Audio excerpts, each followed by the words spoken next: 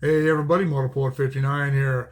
I want to say before I start just saying Joe Biden or whatever, that I realize Joe Biden is my president, whether I like it or not. We as conservatives can't say he's not my president because whenever the liberals used to say that Donald Trump or George Bush wasn't their president, we all said, yes, he is. Biden is our president. We're stuck with him. And unless the Republicans get their heads out of their butts, he's probably going to be our president for another 4 years, starting in 2024. That's not what this video is about. Biden has, let me read this. This concerns unions.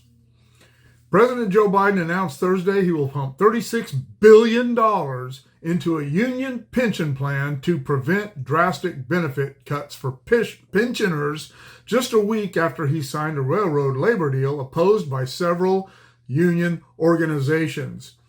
The announcement marks the largest federal award for retiree pensions in history and is funded by Biden's $1.9 trillion American Rescue Plan, according to the White House.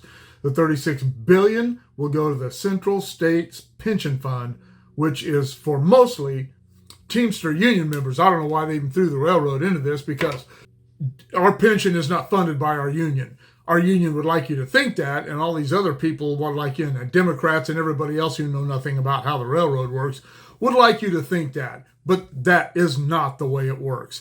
Our pension is funded through comes through the Railroad Retirement Board. It has no government funding, whatever, even though it is essentially a government agency.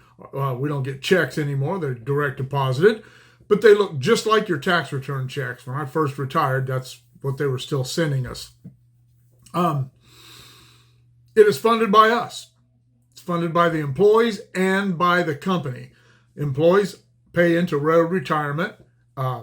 It is the amount we pay in is comparable to federal income tax and for your straight time. And then the company pays another portion of it, and that is the money that they use to fund our pensions with the railroad. It has nothing to do with the Teamsters. The Teamsters aren't associated with the railroads. I have had people comment on this channel and on some of my other stuff that I write on Facebook or wherever. The Teamsters are somehow associated with the railroad. They're not. So what is happening here? Newsom did this in California recently, where the taxpayers are now on the hook for union pensions. Where's all this money going? Where did all this money go in this union pension fund, in this Central States Pension Fund? I've never heard of it, but why don't they have any money? If it supports mostly Teamsters make a lot of money, and their union does have control over their pension funds. That's what caused Jimmy Hoffa to disappear. So are they mismanaging the pension funds? I know that the Railroad Retirement Board has a boatload of money. I don't know about the lifespans of the average lifespan of, or I should say the average time that the average Teamster lives after retirement, but in railroad, it's not very long. Railroaders, for some reason, tend to die relatively young. So all that money that they paid in is still sitting there. We had to fight some time back when I don't remember exactly when they changed it, to the 30-60 deal, where if you had 30 years of service, when you turned 60, you could retire with your full benefits, and then the railroad would give you an insurance plan, an 80-20 insurance plan called a GAP plan, to get you to the age of 65, when you could then collect Medicare. I do not like the fact that the American taxpayer is on the hook for pension funds from these people. It's not our fault that their union and whoever funds that, however that's funded, that's not the American taxpayer's problem that that's not working out. Maybe they should have done something a little differently. Their drastic benefit cuts, maybe their benefits were way up there to begin with. I don't know. I'm not a Teamster.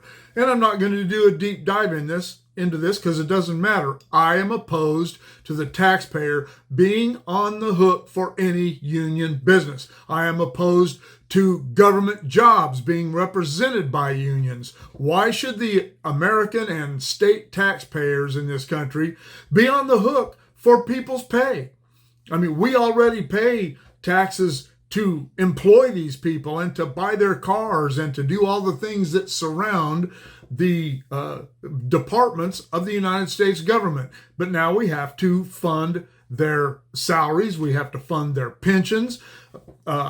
I don't know about every government union, every union or every craft in the government that is represented by a union.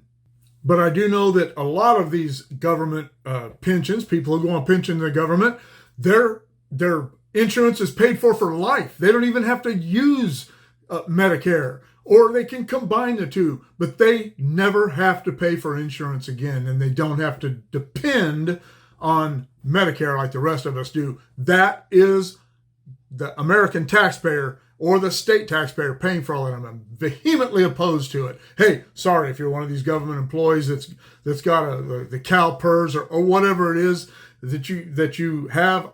Sorry, that's the way I feel. Don't have any government agencies funding us. And I'm always amazed at how many people think that the railroads are government agencies. The only railroad that's a government agency is Amtrak. That's the only one that's federally a federal deal. And then some of the municipalities, counties, and states that operate light rail transit lines.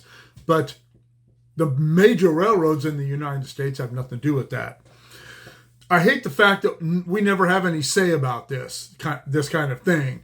$36 billion.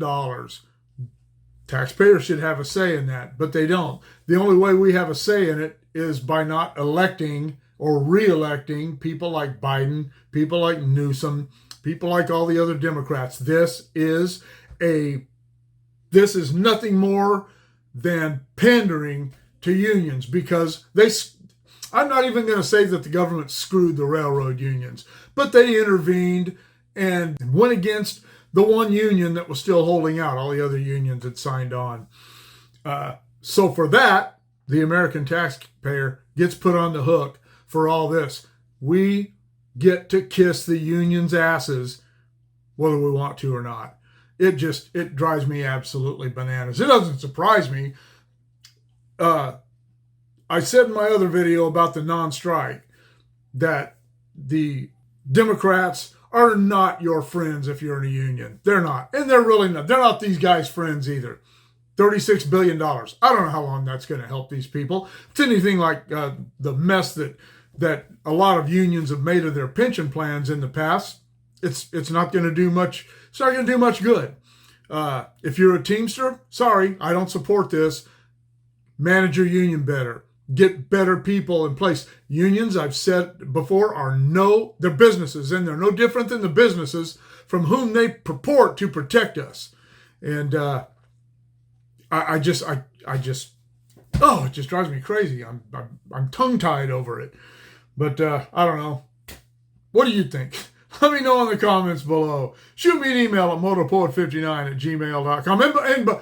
And before you start commenting about things, please, if you're opposed to what I'm saying, I don't mind you posting things that oppose what I have to say, but I have received so many ignorant comments from people over the railroad non-strike one, people who have no clue how an economy works, have no clue how inflation affects the average consumer and the working class people, how prices are driven up triple what the inflation rate is. They just don't get it because they're ignorant.